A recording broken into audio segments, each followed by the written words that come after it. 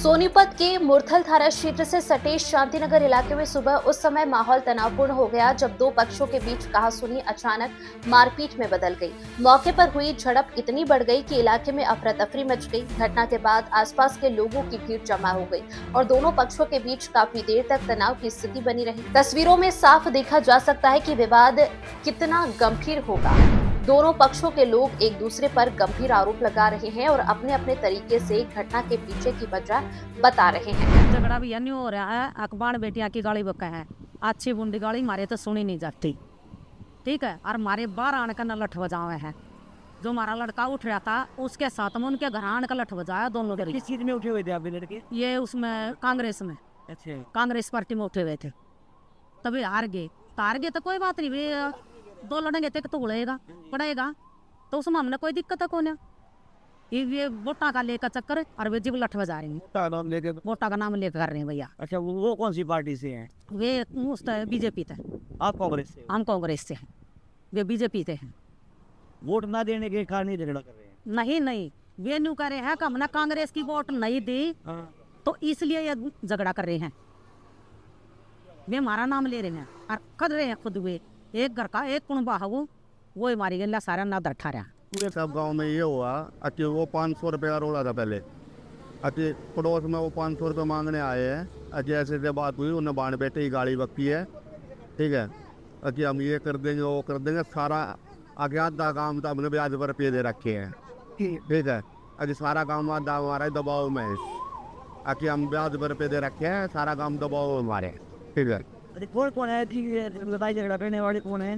ये सारे का कौन बाजी और यार परवीन है, वो इधर ये शिकायत दी है जी। हाँ, थाने में शिकायत हो रही है। चोट भी लगी आपके? हाँ, लड़के के चोट लग रही है, सर पट रहा है, उसके पिताजी के लग रही है। और किस किस को चोट लगी, क्या क्या नाम है इसका? रवि है और ना अरिचंद है उसका, अरिचंद है उनके पिताजी का नाम। उनको दो को चोट लग रही है। वही घटना के बाद दूसरा पक्ष भी इलाज और मेडिकल जांच के लिए सिविल अस्पताल पहुंचा।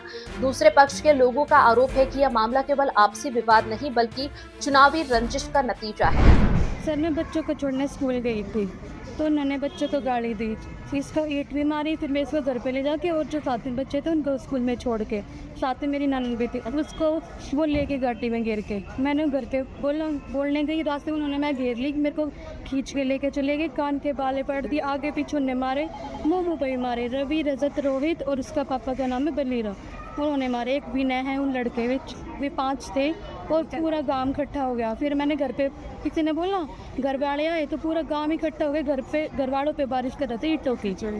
क्या कारण है मारपीट का? हमने बीजेपी की वोट दी थी, यही कारण, हमारा अधिकार है तो दी थी। उन्होंने ये बोला कि तुम्हें सिखाएंगे हम कैसे बीजेपी की वोट देते हैं।